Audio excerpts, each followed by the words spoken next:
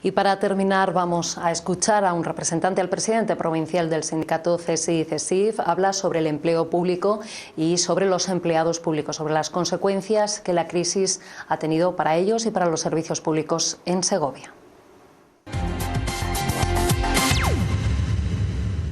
Pues si nos referimos al conjunto del inicio de la crisis, evidentemente el recorte ha sido brutal.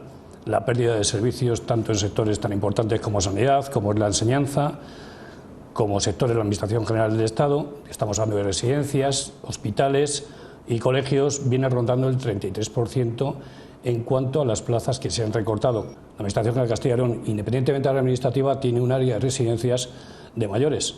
Evidentemente, y ahí ha habido unos recortes muy fuertes que lo que realmente quien los paga son los ancianos y los residentes, que toda una vida han estado pagando sus impuestos para recibir una atención que no se corresponde con la que hoy por hoy tienen y que lógicamente no estamos hablando de papeles, estamos hablando de seres humanos.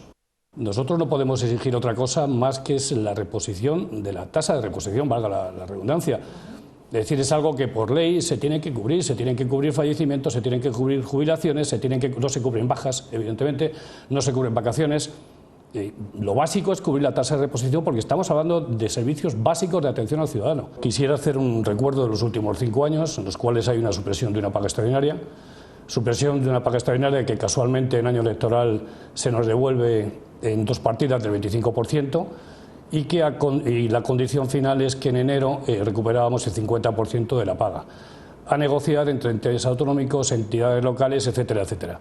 La sorpresa ha venido cuando en diferentes áreas locales sí se ha abordado el 100% de la paga, y en un ámbito evidentemente electoralista, en la Administración General del Estado y tanto como la Junta de Castilla y León, había el compromiso de recuperar el 100% de la paga en el mes de enero, cosa que no ha cumplido evidentemente tanto el Gobierno autonómico como el Gobierno nacional, que también conllevó anteriormente por el Gobierno socialista un recorte de un 5%.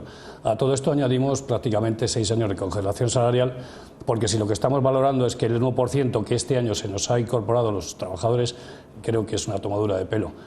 A todo esto hay que añadir, evidentemente, aparte de las pérdidas en los planes de pensiones, el aumento de la jornada laboral de las 35 a 37 horas y media, lo que de alguna manera han intentado correr una cortina de humo sobre los recortes que ha habido. Es decir, el incremento de las 2 horas y media de jornada semanal ha conllevado más recortes, pérdida de derecho para los trabajadores, congelación salarial, supresión de una paga. Yo no sé qué más pueden hacer de cara a fomentar el desaliento, fomentar el malestar que hay dentro del empleado público, junto con esa campaña generalizada que hubo en su momento con la crisis sobre las presuntas prerrogativas o derechos que teníamos o que éramos unos privilegiados en cuanto a tener una jornada por encima de la media y un trabajo fijo. El empleado privado de alguna manera ha estado muy por encima de lo que es el empleado público, es decir, el empleado público ha contenido el gasto y somos el ejemplo a seguir como referencia para el resto de los empleos privados.